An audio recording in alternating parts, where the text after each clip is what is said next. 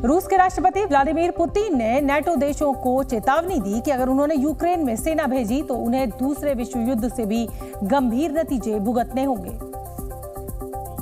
मार्च में होने वाले चुनाव से पहले राष्ट्र के नाम संबोधन में पुतिन ने पश्चिमी देशों को रूस के आंतरिक मामलों में हस्तक्षेप न करने की चेतावनी भी दी। जबकि परमाणु युद्ध की बात करते हुए उन्होंने कहा कि रूस के पास ऐसे घातक हथियार हैं जो पश्चिमी देशों को तबाह और बर्बाद कर देंगे। पुतिन ने अमेरिका को भी खरी खरी सुनाई और कहा कि वो रूस को रणनीतिक रूप से हराने की कोशिश कर रहा है। हालांकि अमेरिका ने रूस के आरोपों को सिरे से खारिज कर दिया। साथ ही अमेरिका ने रूसी राष्ट्रपति व्लादिमीर पुतिन पर भड़काऊ बयान देने का भी आरोप लगा दिया। अमेरिकी विदेश विभाग के प्रवक्ता मैथ्यू मिलर ने कहा कि वो पहले भी रूस को परमाणु हथियारों के गंभीर परिणामों की जानकारी दे चुके हैं। हालांकि फाइनेंशियल टाइम्स के लीक हुए दस्तावेजों के मुताबिक रूस के जब तक 20% बैलिस्टिक मिसाइल पनडुब्बियां तबाह नहीं हो जाती, तब तक वो परमाणु हथियारों का इस्तेमाल करना शुरू नहीं करेगा। इतना ही नहीं, रूस के 3 एयरफील्ड या 30 न्यूक्लियर पावर पनडुब्बियां तबाह हो जाती हैं तो भी वो परमाणु हमले कर सकता है। गाजा में मदद का इंतजार कर रहे 112 फिलिस्तीनियों की मौत हो गई, जबकि 760 लोग घायल हो गए। कहा गया कि इजराइल के टैंकों ने बिना सूचना दिए गोलीबारी की, जिससे बड़ी तादाद में लोग मारे गए। वहीं तस्वीरों में नजर आया कि हजारों लोग ट्रकों के ऊपर चढ़ने की कोशिश कर रहे थे। लोग राशन पानी और अपनी जरूरत का सामान हासिल करने के लिए मारामारी कर रहे थे। इसके बाद वहां भगदड़ मच गई, जिसमें बड़ी संख्या में लोग मारे गए। यही नहीं, इस दिल दहला देने वाली घटना के बाद लोग खच्चर, गाड़ियों और ट्रकों पर अपनों की लाशें ले जाते नजर आए। गाजा के स्वास्थ्य मंत्रालय ने इजराइल पर नरसंहार का आरोप लगाया। यूएन सिक्योरिटी काउंसिल ने इस घटना पर चर्चा करने के लिए बंद कमरे में एक इमरजेंसी मीटिंग की, जबकि फ्रांस और अमेरिका ने भी इस पर चिंता जताई। हालांकि इजरायली अधिकारियों ने इस घटना में अपने सैनिकों का हाथ धोने से इनकार किया। उन्होंने कहा कि भीड़ लगातार इजरायली फौज को उकसाने की कोशिश कर रही थी, लेकिन इसके बावजूद उनकी ओर से एक भी गोली नहीं चलाई गई।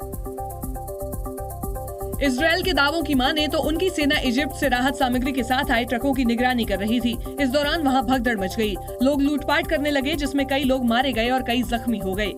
अब सवाल ये है कि सच कौन बोल रहा है? क्या वाकई इजरायली गोलीबारी में 100 से ज्यादा लोगों की मौत हुई, या फिर पेट की भूख मिटाने की आपसी जद्दोजहद में ही लोग मौत की आगोश में चले गए? सुपरमार्केट की शेल्फ में सजे पैकेज्ड फूड अपनी रंग बिरंगी पैकिंग और हेल्दी होने के दावों से आपको लुभाते जरूर होंगे, लेकिन ये अल्ट्रा प्रोसेस्ड फूड हमारी उम्र को कम कर रहे हैं। ब्रिटिश जर्नल ऑफ मेडिसिन में छपी एक रिपोर्ट के मुताबिक अल्ट्रा प्रोसेस्ड फूड खाने से हमारे शरीर पर 32 हानिकारक प्रभाव पड़ते हैं। अल्ट्रा प्रोसेस्ड फूड से दिल की बीमारी, कैंसर, टाइप 2 डायबिटीज का खतरा बढ़ जाता है। यहाँ तक कि ये मानसिक स्वास्थ्य पर भी बुरा असर डालते हैं। अल्ट्रा प्रोसेस्ड फूड इतने खतरनाक होते हैं कि ये हार्ट डिजीज से होने वाली मौत के खतरे को 50% बढ़ा देते हैं, जबकि डिप्रेशन और मानसिक समस्याओं के खतरे को 53% और डायबिटीज के खतरे को 12% तक बढ़ा देते हैं। अल्ट्रा प्रोसेस्ड फूड वो भोजन होता है जो आमतौर पर घर में नहीं बनता। इसे बनाने में कई तरह के केमिकल्स, आर्टिफिशियल कलर और उसे खराब होने से बचाने के लिए प्रिजर्वेटिव्स डाले जाते हैं। अल्ट्रा प्रोसेस्ड फूड में तमाम तरह के chips, snacks, carbonated drinks, chocolate और रेडी टू ईट फूड शामिल है। ऐसे खाने में चीनी, नमक और फैट की मात्रा ज्यादा होती है, जबकि फाइबर और विटामिन इसमें कम पाए जाते हैं। रिपोर्ट के मुताबिक अल्ट्रा प्रोसेस्ड फूड का सबसे ज्यादा नुकसान युवाओं और गरीबों को होता है। ऐसा इसलिए क्योंकि उनके खाने का 80% हिस्सा अल्ट्रा प्रोसेस्ड होता है। बांग्लादेश की राजधानी ढाका में एक 6 मंजिला इमारत में भयंकर आग लग गई, जिसमें सिर्फ रेस्टोरेंट्स बने हुए थे। हादसे में 40 से ज्यादा लोगों की मौत हो गई, जो समय रहते वहां से नहीं निकल पाए। बांग्लादेश के ढाका में एक 6 मंजिला इमारत में आग की तेज लपटें उठती दिखी। बताया गया कि इस इमारत में सिर्फ रेस्टोरेंट चलते थे, जहां कल रात आग लग गई। ये आग इमारत की एक मंजिल पर बने बिरयानी रेस्टोरेंट में भड़की और देखते ही देखते पूरी इमारत को अपनी चपेट में ले लिया। तस्वीरों में फायर फाइटर्स क्रेन की मदद से ऊपरी मंजिल तक पानी की बौछार करते दिखे। दमकल विभाग के मुताबिक रेस्टोरेंट में गैस लीक या स्टोव की वजह से ये हादसा हुआ, जिसे बुझाने में 13 फायर ब्रिगेड की गाड़ियां लगी और 2 घंटे की कड़ी मशक्कत के बाद काबू पाया गया। ढाका के घने बसे इलाकों में आग लगने के हादसे आम हो चले हैं। दावा है कि नई इमारतों के बनने के बाद इनमें इजाफा हुआ है, क्योंकि बिल्डिंग के निर्माण में फायर सेफ्टी को नजरअंदाज किया जा रहा है।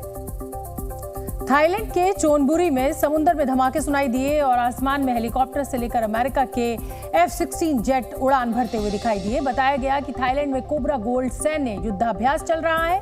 मिलिट्री एक्सरसाइज की तस्वीरों में थाईलैंड की सेना और नौसेना के साथ अमेरिका और साउथ कोरिया की सेना सैन्य कार्रवाई करती दिखी। इसमें नेवी के जहाज, अटैक हेलीकॉप्टर और पैराट्रूपर्स भी शामिल हुए।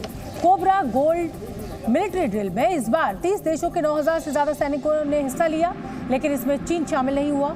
जल और थल में हो रहे युद्धाभ्यास में हिंद प्रशांत क्षेत्र के महत्व पर जोर दिया गया। दुनिया का 60% समुद्री व्यापार इसी जरिए होता है।